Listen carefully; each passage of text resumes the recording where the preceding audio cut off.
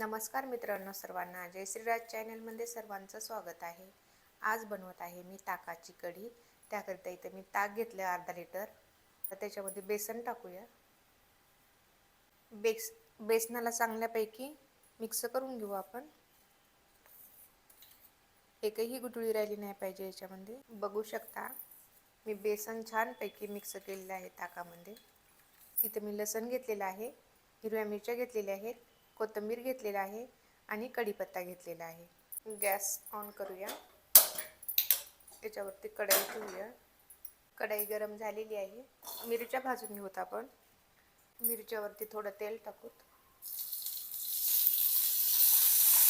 चांगलं परतून घेऊत मिरच्याला. मिरच्या भाजलेल्या आहेत.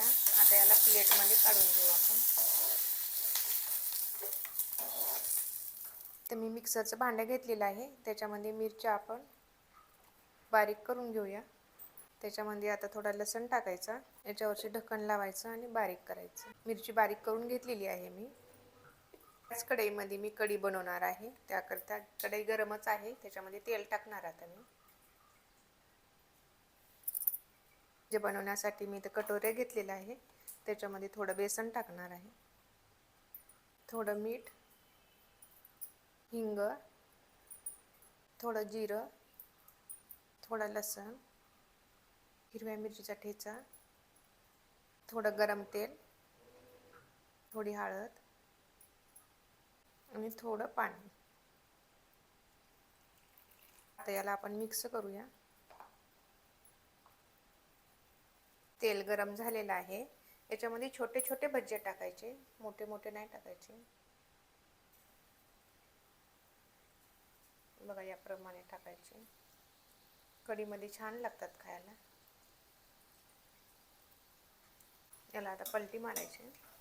बघा, छानपैकी व्हायले. तर भज्जे आपले चांगले फ्राय झालेले आहेत, बघू शकता. आता याला आपण प्लेटमध्ये काढूया. सगळे काढून झालेले आहेत. तेल पण काढले मी कढईतलं.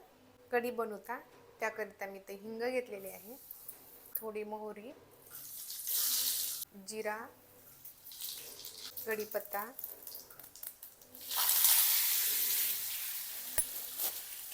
सुक्या मिरच्या. मस्त मिक्स करायचं छानपैकी. हिरव्या मिरचीचा ठेचा, याला पण छान परतायचं मिरचीला. हळद, मीठ, कोथिंबीर. आता या सर्वांना आपण परतून घ्यायचं छानपैकी. ताकामध्ये आपण बेसन जे मिक्स केलं होतं ना, ते आता याच्यामध्ये टाकून घ्यायचं. त्याला छान ढवळून घ्यायचं कढीला. लास्टला 2 कोकम टाकायचे. बघू शकता कढी किती छान झाली, अशी मस्त घट्ट घट्ट झाली.